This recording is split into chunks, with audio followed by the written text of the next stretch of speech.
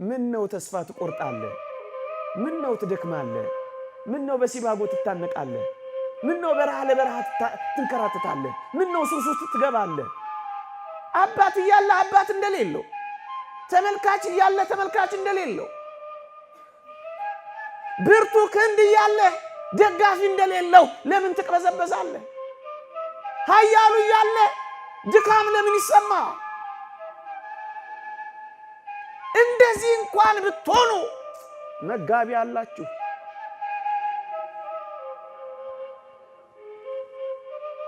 አጉራሽ አላችሁ፣ አልባሽ አላችሁ፣ መካች አላችሁ። ይህንን ነው ማየት ያልቻልነው። ተስፋ ምን እዩት። ምን አለው? ምን አለው? ወገኖቼ ዘመድ የለኝም ብላችሁ ሆዳ ይባሳችሁ። እግዚአብሔር ከዘመድም በላይ ዘመዳችሁ እኮ ነው። ከወንድም በላይ ወንድም ነው። ከእህት በላይ እህት ነው። እንደ ደመና የከበቡን ቅዱሳን አሉን። ስለኛ ምጥ የሚያዙ እንኳን ሥላሴ ስለናንተ ዳግመኛ ምጥ ይዘኛል ያለውን ጳውሎስን አታስታውሱ? አልገባንም እንጂ እንደ ከዋክብት የሚበዙ እንደ አሸዋ የሚሰፉ ዘመዶቻችን እኮ አሉ።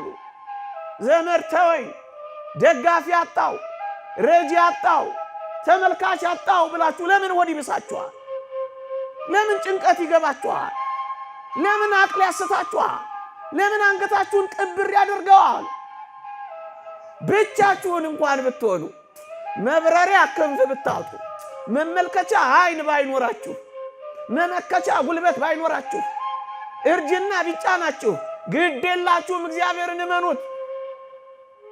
ያስርባችሁ እንደሆነ እዩት፣ ያስጠማችሁ እንደሆነ ፈትኑት። ምንም ነገር እንኳን ባይኖረን አጥብቀን ከጸለይን እግዚአብሔር አባታችን እንደሚሰማን አታስታውሉ? እግዚአብሔርንም ባልፈራ ሰውንም ባላፍር ስለ ጭቅጨቃ ብዬ እፈርድላታለሁ ያለውን ጨካኝ ዳኛ አስመሰልከው እኮ እግዚአብሔር። ብርቱ ጸሎት፣ ጥብቅ ሱባኤ፣ የእውነት ደጅ ጥናት አለ። ዝም ብሎ ጭንቀት ብቻ፣ መታወክ ብቻ፣ ማሰብ ብቻ፣ መናወዝ ብቻ፣ አቅልን መሳት ብቻ፣ መድኃኒት መዋጥ ብቻ፣ የጎደለንን ነገር መቁጠር ብቻ። ምንም እንኳን ባይኖር ይሄው የተስፋ አይደል? ብንጸልይ የምናገኝበት ተስፋ እኮ ነው። የተስፋ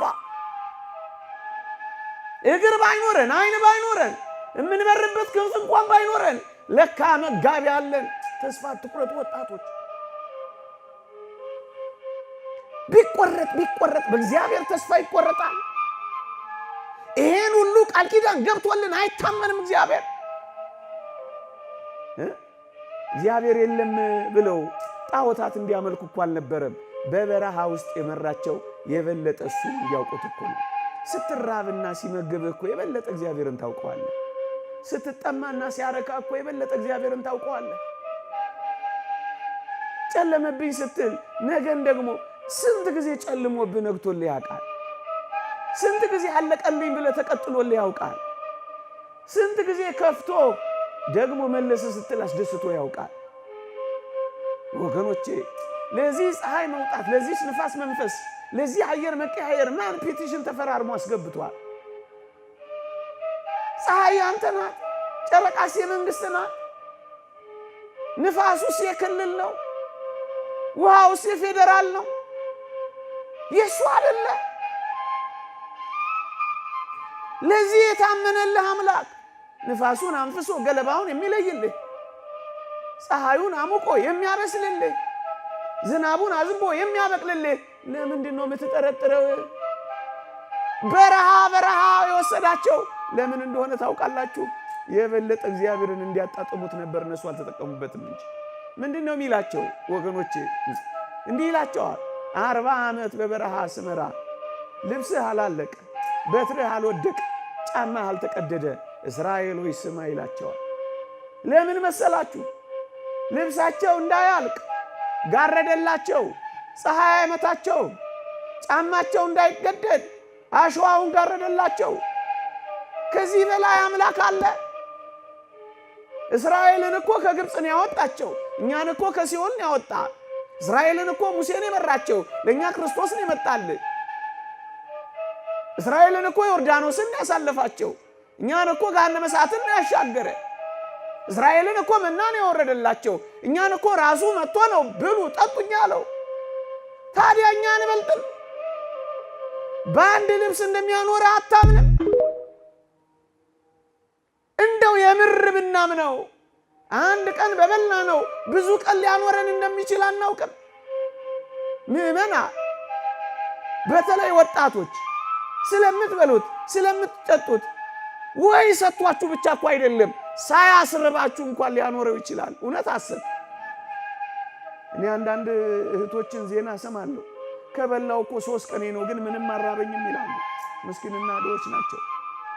3 ቀን ሙሉ የረሃብ ስሜት ያጠፋላቸዋል። እምትቀምሰው እንኳን ብታጣ እንዳትራብ ማድረግ እንደሚችል አታውቅም እግዚአብሔር። እምትጠጣው እንኳን ብታጣ ጉሮሮ እንዳይደርቅ ማድረግ እንደሚችል አታምንም እግዚአብሔር? አሁን ማመን እኮ ነው የጎደለን። ማመን፣ ፍጹም ማመን።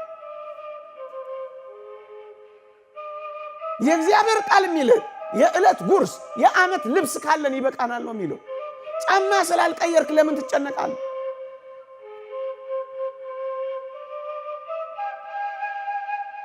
ለምን ትጨነቅ? የዕለት ጉርስ ካላሳጣ ለምን ትጨነቃለህ? ለዓመት እያሰብክ ለምን ትፈነዳለህ?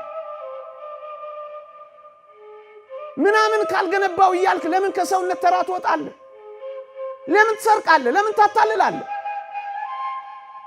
በመጠን ብትኖር ግን ጸጥ ታደርገዋለህ። የሚያውክህን ነገር በሙሉ ይበቃኛል ማለት።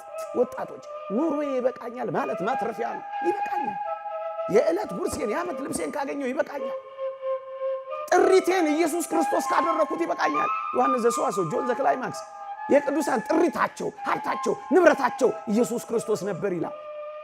ለምንድን ነው የምትጨነቁት? ለማጌጥ ለማሸብረቅ። ለምንድን ነው መከራ የምትበሉት? ዓለም መጀመሪያ ሜካፕዋን ከዛ ውበታችሁን ነው የምታጠፋው። ዓለም መጀመሪያ ሳቋን ከዛስ ደስታችሁን ነው የምትወስደው። ዓለም መጀመሪያ ቡረቃዋን ከዚያስ ለቅሷችሁን ነው የምታመጣው። ይበቃኛል ካላችሁ ታርፋላችሁ። ከሰው ጋር አትወዳደሩ። ቅናት አያበግናችሁም። ወንድማችሁ ምንም ቢያደርግ ደስ ይላችኋል። ምክንያቱም ኑሮ ይበቃኛል ብላችሁ ስለምትኖሩ። ኑሮ ይበቃ። በመጠን መኖርን መልመድ። በመጠን መኖርን መልመድ። አለመፎካከር፣ ዓለሙን እያያችሁ አትባክኑ። ጭንቅ አትበሉ። እናንተ ተረጋጉና ስከሩ። እግዚአብሔር የእውከት መንፈስ አልሰጠን፣ የመረጋጋት መንፈስ ነው የሰጠን። እየሌላችሁ እንዳላችሁ ይሰማችኋል። በዓለም ምኞት በአይን አምሮት አትቃጠሉ። ባላችሁ ነገር ክርስቲያን እንደመሆናችሁ ኩሩ። ባላችሁ ነገር አመስግኑ። በሌላችሁ ነገር አትጨነቁ። የሚያስፈልጋችሁ ከሆነ እግዚአብሔር በጊዜው ጊዜ ያደርገዋል ብላችሁ አስቡ። ስለ ትዳር በማሰብ እንዳይከብድባችሁ አትጨነቁ ነው የሚለው። እግዚአብሔር በሚሰጠው ጊዜ ይሰጣል። አትጨነቁ። እርሱ ስለኛ ምን እንደሚያስፈልገን እኮ ያውቃል። ሳንለምነው ያውቃል። ሳንጠይቀው ይሰጠናል። ለምንድን ነው ተጨንቀን ከአእምሮ ውጭ ምን ሆነው? ለምንድን ነው ከመረጋጋት ምን ወጣው? በመጠን መኖርን መልመድ። ሌላው መፍትሄ የሚሰጠው ተጨንቆ በቁመቱ 1 ክንድ መጨመር የሚችል ማን ነው ይላል። አሁን ያነበብኩላችሁ ማቴዎስ ምዕራፍ 6። ተጨንቆ ማንም ሰው ምንም ፈቀቅ ማድረግ አይችልም። መጨነቅ ፈቀቅ አያደርግም። መጨነቅ ያጎላል። መጨነቅ ያሳምማል። መጨነቅ አእምሮን ያውካል። መጨነቅ ጤናን ያሳጣል። መጨነቅ ውስጥን ይጎዳል። መጨነቅ ማህበራዊ ህይወትን ያቃውሳል። መጨነቅ ጥፋት እንድታጠፉ ይገፋፋል። መጨነቅ ጥሩ ውሳኔ እንዳትወስኑ ያደርጋችኋል። መጨነቅ የአእምሮ ህመም ያመጣባችኋል። መጨነቅ ተስፋ ያስቆርጣችኋል። መጨነቅ ብቻነትን የበታችነት ስሜትን ይፈጥርባችኋል። ምንም የማይጎዳው ነገር አለ፣ ምንም ግን አትጨምሩም። ብዙ ነገር ግን ይጎልባችኋል። ተጨንቆ ከቁመቱ አንድ ስንዝር መጨመር የሚችል ማን ነው? ማንም የለም። አትጨነቁ። ሌላው አንድ ወይም 2 ደቂቃ በተለይ ወጣቶች በዚህ ዘመን ተደጋግፉ፣ ተበረታቱ። በተለይ ክርስቲያኖች እርስ በርሳችሁ 3 የምትበሉ ተጨንቀው የሚበሉት ላጡ አካፍሉ። ወገኖቼ ወደኛ የሚመጣ የየትኛውም ሀብት የኔና የናንተ ብቻ አይደለም። እደግመዋለሁ፣ የኔና የናንተ ብቻ አይደለም። እንድናከፋፍል ነው ለኔና ለናንተ የተሰጠ። ብቻህን እንድትጨርሰው አይደለም እግዚአብሔር የሀብትን ጸጋ አንተ ጋር ያጎናጸፈው። እንድታከፋፍልለት ነው ወደ አንተ የመጣው። የወንጌላችን ትልቁ ተልእኮ ስጦታ ነው። እኛ እንኳን የዳነው በስጦታም አይደለም።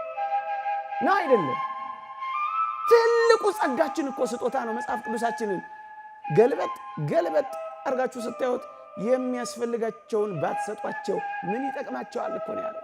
በተለይ በዚህ ዘመን ዝም ብለን እንዲሆነ ብለን ማውራት አይደለም። የዚህ ማህበራዊ ሚዲያ እሱን አይደለም የሚያስፈልገው። አንድ ድሃ አለህ የምታበላው፣ አንድ የተጨነቀ ወጣት አለህ የምታሳርፈው። የክርስቲያኑ ስራ እኮ ይሄ ነው። በጥንቱ ዘመን ምን ይደረግ ነበር መሰላችሁ? በየሳምንቱ በዕለተ ሰንበት ቅዳሴ በየአጥቢያ ቤተ ክርስቲያናት በጥንቱ ዘመን የምላችሁ በዚህ በቅርብ ዘመን አይደለም፣ ከሐዋርያት ዘመን በኋላ በነበሩ ዘመናት ነው። ሳንቲም ይሰበሰባል። ያ ሳንቲም በየአጥቢያው ያሉ ድሆችን ይረዳል፣ ያጠግባል። ለምንድን ነው ተስፋ የሚቆርጡብን ካላችሁ፣ ብቻችንን ገንዘቦቻችን የክርስቶስን ገንዘቦች ብቻችንን መጨረስ ያዘ። ምን ያደርግልሃል? ወንድምህ ተራቅቶ አንተ በተመቹ ኮንፈርቶች መካከል ብትመነሸንሽ ምን ያደርግልሃል? ክርስቶስ እርቃኑን ወድቆ አንተ ብታጌጥና ብታሸበርቅ ምን ይጠቅማል? ተረዳዱ፣ ተደጋገፉ። እንደውም አባቶቻችን መጽሐፍ የጧት ለማኝ ለማታ ለማኝ ያጉርስ ይላል። ለማኝ ለለማኝ፣ ነዳይ ለነዳይ እንኳን ያጉርስ። 3 የምትበሉ 2 የማብላት ልመዱ። እስኪ ይዛችሁ ውጡ ቁርሳችሁ፣ ይዛችሁ ውጡ ምሳችሁ። ዝም ብሎ ወንድሜ ነው፣ ዝም ብሎ ወገኔ ነው፣ ምንድን ነው ይሄ? ስጡ፣ አካፍሉ፣ ተረዳዱ፣ ተጋገዙ። እንባውን አብሱለት፣ የጎበጠ ጉልበቱን አቅኑለት፣ የተጣበቀ አንጀቱን ደግፉለት። አንድ ድሃ ይኖራ፣ 2 ድሃ አለ። በሳምንት የምታስበው በወር የምታስበው አለ። ገንዘብን ወደ ሰማይ ላከው። መልአከ ብርሃን ሰላማ እንዳሉት ገንዘባችሁን ወደ ሰማይ ላኩ። በጣም ድሃ ይረዱ እና ይደግፉ ነበር አሉ። እና እዛ አካባቢ የነበሩ ሰዎች መጥተው ምን ነው መልአከ ብርሃን ምን ነው ገንዘቦትን እንዲያድርገው ጠሉት አሏቸው አሉ። መልአከ ብርሃን ምን አሉ?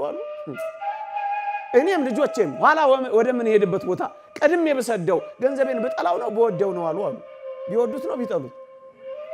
ኋላ ወደ ምትሄድበት ላከው፣ ወደ ላከው፣ ወደ ዋና አድራሻ ላከው። ተደጋገፉ። አንዳንድ ድሃ ቢኖራችሁ ምን ድሃ ይኖር ነበር? አንዳንድ ምስኪን ብታጎርሱ ምን ምስኪን ይኖር ነበር? እምትሰጡት እንኳን ብታጡ ፍቅር ስጡ። ዮሐንስ አፈወርቅ የሚለው 2 ዲናር የለህምን? 2 አይን አለ ይበት፣ 2 እግር አለ ጠይቅበት፣ ደግፈው፣ አይዞ በለው፣ አበርታው። ሱሳይድ በዛ ምን በዛ። እናኛ ሳንሰራ ላይ በዛ ነው። ምን አረግንኛ? ምን ሰራንኛ? ምን ተወጣንኛ? ምን ፈቀቅ አረግንኛ? ክርስትናው ምን ሰራ? ምን ውጤት አመጣ? አመት በዓል እየጠበቅን በበሬ ብናንበሸብሻቸው ምን ቁም ነገር አለው? አመት ሙሉ አስርበናቸው ሰብሰብ እያላችሁ። ሌላው ግን ስራ ስሩ ባካችሁ። ወጣቶች በርትታችሁ ስሩ፣ ጠንክራችሁ ስሩ፣ ብረሩ፣ ውጡ፣ ውረዱ።